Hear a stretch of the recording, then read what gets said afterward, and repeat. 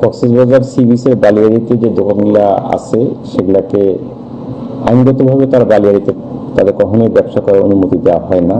আমরা আজকে আইন শৃঙ্খলা রক্ষাকারী বাহিনী সহ যে ব্যবসায়ী সমিতি আছে তাদের নেতৃবৃন্দের সাথে বসেছিলাম।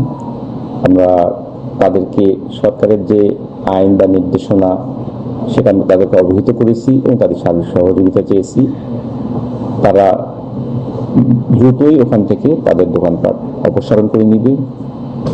যারা টেম্পোরারি যে দোকানগুলো আছে নতুন, তারা হয়তো আগামীকালকের মধ্যেই তাদেরকে সরে যাওয়ার নির্দেশ দেওয়া হয়েছে এবং যেগুলো স্থায়ী দোকান আছে তাদেরকে আমরা কয়েকদিন সময় দিয়েছি, এর মধ্যে তারা সেখান থেকে চলে যাবে।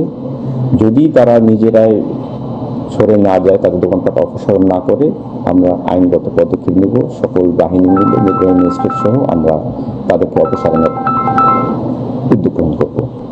তাদের পুনর্বাসনের জন্য আমরা চিন্তা করতেছি।